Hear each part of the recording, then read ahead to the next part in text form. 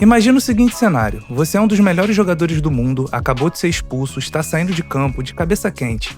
E aí um cara na arquibancada desce vários degraus só pra te xingar na sua cara.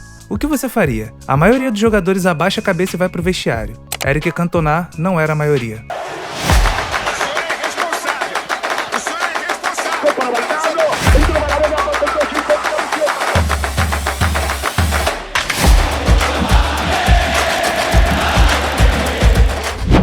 Hoje a gente volta para 1995, 30 anos atrás, num estádio em Londres. Um atacante francês fez algo que nunca, e olha que o futebol já viu muita coisa, nunca tinha sido visto antes. E o mais surpreendente da história não é o que ele fez, é o que descobriram sobre a suposta vítima depois. Antes de qualquer coisa, você precisa entender quem é Eric Cantona.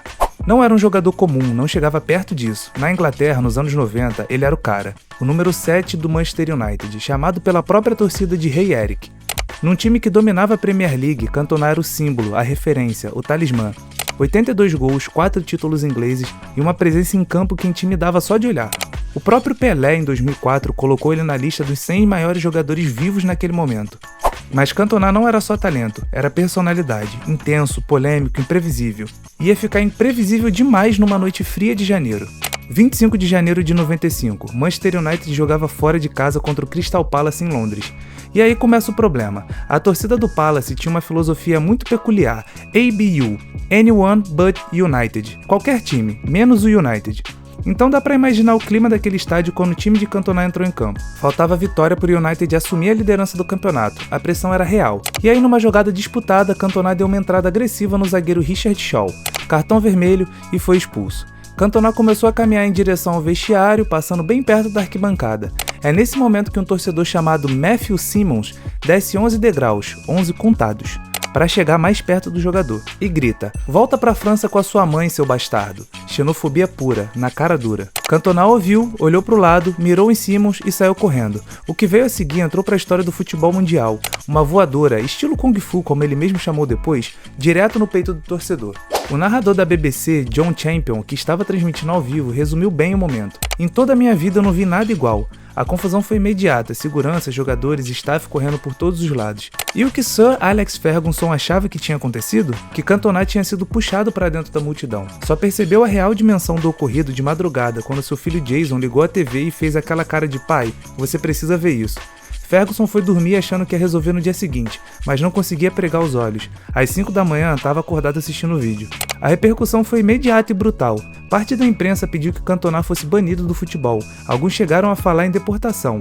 O próprio Manchester United cogitou demitir ele na hora. O conselho do clube até topou, mas o advogado segurou.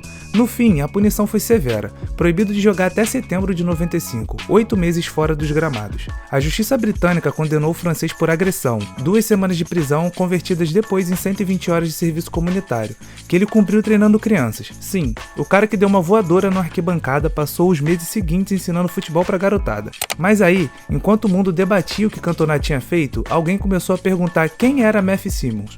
E foi aqui que a história virou de cabeça para baixo. Matthew Simmons não era um jogador qualquer que teve um dia ruim. Era figura conhecida nos comícios da National Front, partido de extrema-direita britânico com histórico de flerte aberto ao fascismo. Mas teve mais. Em 92, 3 anos antes da voadora, Simmons tinha sido condenado por agredir um frentista imigrante do Sri Lanka com uma ferramenta. O imigrante sobreviveu porque desviou na última hora. Segundo ele mesmo, se ele não tivesse esquivado, teria o crânio fraturado. Quando esses detalhes vieram a público, o tom da conversa mudou completamente.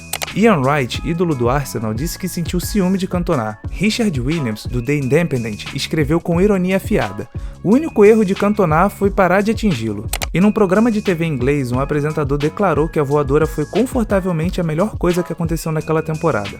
Cantona, anos depois, foi perguntado sobre o momento mais marcante de toda a sua carreira. Com um sorriso tranquilo, respondeu: "Foi quando dei um chute de Kung Fu no hooligan. Eu fiz isso por pessoas, para que elas ficassem felizes." Simmons ficou décadas longe dos holofotes, mas em 2011 voltou às páginas dos jornais. Dessa vez por agredir o técnico de time de futebol do próprio filho. 8 anos, campeonato infantil. Ele socou o treinador repetidamente no rosto porque achava que o filho tinha sido cortado do time por culpa da fama do incidente com Cantona. O juiz responsável pelo caso foi direto: você agiu como um hooligan agressivo. Condenado a 2 anos, 150 horas de trabalho comunitário, multa de 3.000 libras. A história se repetiu, mas dessa vez sem nenhuma simpatia da plateia. Eric Cantona deu uma voadora numa arquibancada, foi punido, julgado e ficou 8 meses sem jogar. Mas 30 anos depois, quando o assunto vem à tona, a maioria das pessoas não lembra da punição, lembra do voo. Tem histórias no futebol que a gente nunca esquece. Não pela técnica, não pelo gol, mas pela humanidade bagunçada e imperfeita que existe dentro do esporte. Essa é uma delas.